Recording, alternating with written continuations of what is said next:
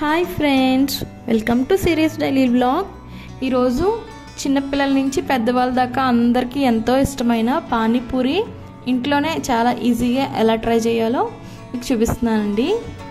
బయట అయితే ఎలా చేస్తారో, హైజీనిక్గా ఉంటుందో లేదో అని చాలామంది తినడానికి భయపడతారు. కానీ మన ఇంట్లో చాలా ఈజీగా చేసుకునేలా చూపిస్తానండి. ఫస్ట్ ఒక కప్పు బొంబాయి రవ్వ తీసుకొని అందులో 2 స్పూన్ల మైదా, ఇంకా కొంచెం చిటికెడు వంట సోడా, కొంచెం సాల్ట్ వేసుకుని వాటర్ పోసుకుని పిండిని బాగా కలుపుకోవాలండి. బాగా మెత్తగా కాకుండా గట్టిగా కాకుండా మీడియంగా కలుపుకోవాలండి. అలా కలుపుకున్న తర్వాత దాని మీద తడి క్లాత్ పెట్టుకుని కవర్ చేసుకోవాలి. అలా ఒక 15 మినిట్స్ ఆగిన తర్వాత ఆ పిండిని తీసి ఫుల్గా ఒక 10 మినిట్స్ బాగా కంటిన్యూగా కలుపుతూ ఉండాలండి. అలా కలిపిన తర్వాత దాన్ని సపరేట్ ఉండలు చేసుకొని చపాతీ కర్రతో చపాతీలాగా ఒత్తుకోవాలండి. బాగా పల్చగా చేసుకోవాలి. దలసరగా ఉంటే మళ్ళీ పూరీలు పొంగవండి.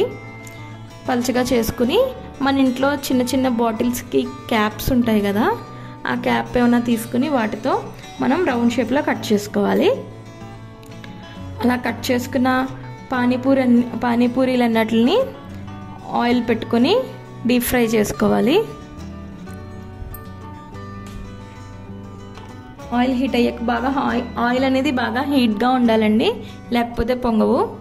అలా ఆయిల్లో హీట్ చేసుకుని గోల్డెన్ బ్రౌన్ వచ్చేదాకా ఉంచి పానీపూరీలు తీసుకోవాలి. ఇప్పుడు పానీపూరి రెడీ అయిపోయినాయి అండి. ఇప్పుడు దాంట్లోకి స్టఫింగ్ కర్రీ ఎలా చేయాలో చూపిస్తాను. ఫస్ట్ స్టవ్ ఆన్ చేసుకుని కుక్కర్ పెట్టుకుని అందులో బంగాళదుంపలు చెక్కు తీసుకున్న ముక్కలు వేసుకోవాలి.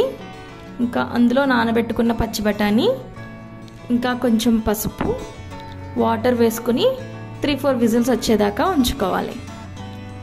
తర్వాత ప్రెషర్ అంతా పోయాక తీసుకుని మ్యాషర్తో వాటిని బాగా మెత్తగా కాకుండా కొంచెం పలుగ్గా ఉండేలా మ్యాష్ చేసుకుని స్టవ్ మీద పెట్టుకొని ఆనియన్స్ వేసుకుని కొంచెం ఉప్పు, కొంచెం కారం వేసుకొని కర్రీని బాగా మిక్స్ చేయాలి. అలా ఒక 10 మినిట్స్ ఆగి ఒక 10 మినిట్స్ అలా కలుపుతూ ఉంటే కర్రీ అనేది రెడీ అయిపోతుందండి. కర్రీ రెడీ అయిపోయిందండి. ఇప్పుడు ఇంకా పానీపూరిలోకి పానీ ఎలా చేసుకోవాలో చెప్తాం. ఫస్ట్ అందులోకి కొంచెం పుదీనా, కొంచెం కొత్తిమీర, ఒక పచ్చిమిర్చి, కొంచెం అల్లం ముక్క వేసుకొని మిక్సీ తిప్పుకోవాలి.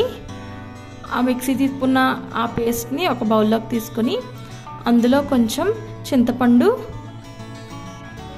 ఉప్పు, కారం, చింతపండు రసం, ఉప్పు, కారం, చాట్ మసాలా వేసుకొని మిక్స్ చేసుకోవాలి.